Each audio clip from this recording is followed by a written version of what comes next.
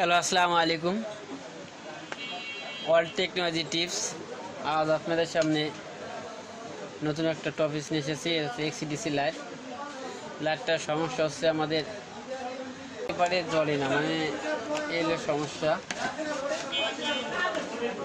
আমাদের লাইন জ্বলতেছে না, চেক দিছি চলতেছে না।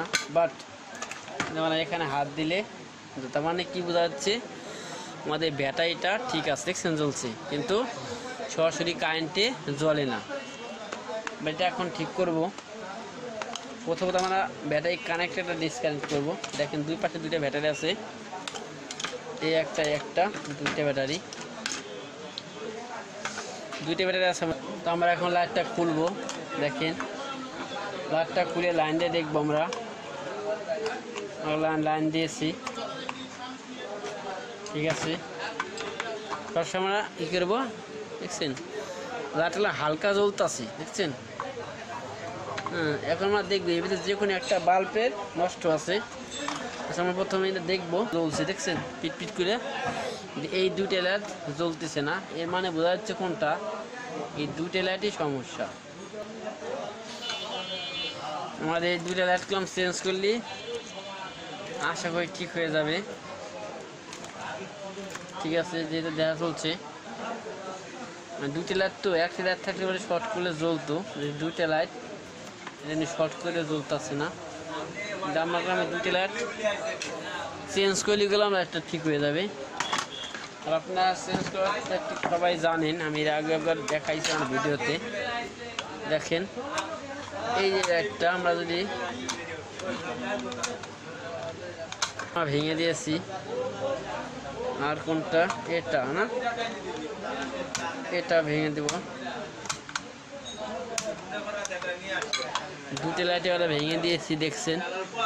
এখন আমরা এখানে শর্ট করে দিব। শর্ট বলতে সোল্ডারিং আয়রন করবো এই জায়গা। দেখেন দেখা যায় কিনা, ঠিক আছে।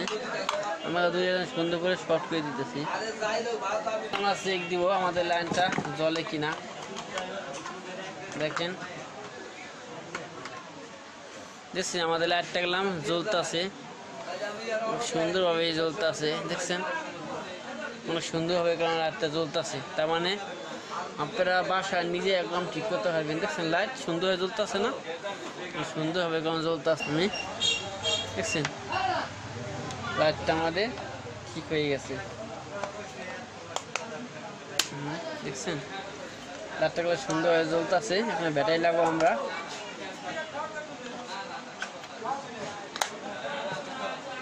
দুই সাইড দুইটা ব্যাটারিটা।